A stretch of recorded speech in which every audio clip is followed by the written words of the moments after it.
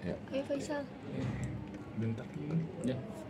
Dok, mungkin sebagai teman dekat Uya juga ya, mungkin melihat Mas Uya kena penjarahan yang akhir-akhir ini viral di Indonesia itu seperti apa sih, Dok? Aku prihatin sih, sejujurnya aku prihatin. Aku juga sebenarnya salah satu masyarakat yang ikut kesal juga dengan anggota DPR. Aku juga salah satu yang protes juga dengan apa yang terjadi pada bangsa kita sekarang. Tapi aku cukup prihatin dengan apa yang terjadi pada Uya Kuya ya. Sebenarnya bukan hanya Uya Kuya sih. Aku juga prihatin dengan Nafa Urbach dan juga Eko Patrio sih. Aku juga sudah menyalurkan aspirasiku pada saat podcast kemarin. Kalau dibilang mereka salah, mungkin mereka salah karena mereka joget di saat masyarakat lagi susah. Tapi kan mereka bukan koruptor ya, tidak mencuri uang masyarakat, tidak terbukti mengambil uang masyarakat. Menurutku yang nggak pantas untuk sampai dijarah. Kalau mungkin mereka kesel, nggak dipilih lagi ya itu hak masyarakat. Tapi kan kalau dijarah itu kan sungguh aku benar-benar nggak sependapat lah tentang menjarah seperti itu punya. Kalau misalnya ada koruptor nanti ke depan terbukti bersalah kalian jarah, aku setuju. Ya kalau misalnya memang hukum nggak bisa menegakkan itu, hukum nggak bisa rampas aset mereka, kalian mau jarah silakan. Tapi aku pikir kalau Uya Kuya kan ya artis ya, aku ngomong ya. Dan dia baru aja jadi anggota DPR sebelumnya. Dan kalau kita lihat di sebelumnya, sebenarnya Uya Kuya banyak banget melakukan kebaikan ya. Aku tuh temenan dengan Uya Kuya, jadi aku tahu banget dia nyelamatin TKW, melalui podcastnya sudah banyak bantu orang. Mungkin orang kan ada kelebihan, ada kekurangan, mungkin ada kesalahan dia, ada kekurangan dia, tapi menurutku nggak pantas sampai seperti itu. Itu kan keduanya antara Eko sama Uya sendiri kan sudah mengklarifikasi, Dok, yang terkait joget-joget itu kan bukan untuk di atas penderitaan masyarakat, mungkin bisa dibilang spontan lah, mungkin karena ada musik di situ gitu. Mungkin menurut dokter sendiri terkait klarifikasi itu seperti apa sih, Dok? Ini pelajaran untuk masyarakat Indonesia juga menurutku ya. Dan ini menurutku juga Uya, Eko dengan Mbak Nafa mungkin lagi sial aja sih. Siapapun di situ kan orangnya joget ya. Ketika ada musik dimainkan, ada videonya full, ada dimainkan, joget itu kan salah satu bentuk menghargai sebenarnya untuk yang bermain musik di sana.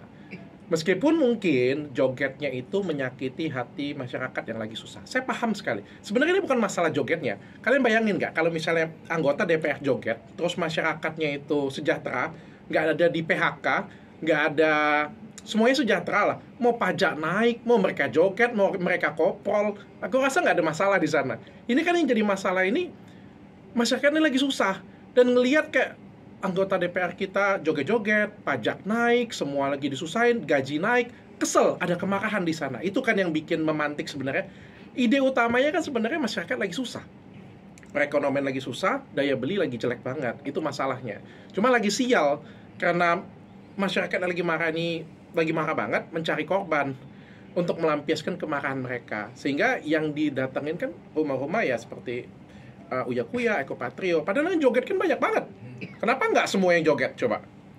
Ya kan, artinya ada kemarahan yang ingin dilampiaskan oleh masyarakat. Ya cuma ini jadi pelajaran sih untuk kita sama-sama supaya bangsa kita juga jadi lebih dewasa ke depan.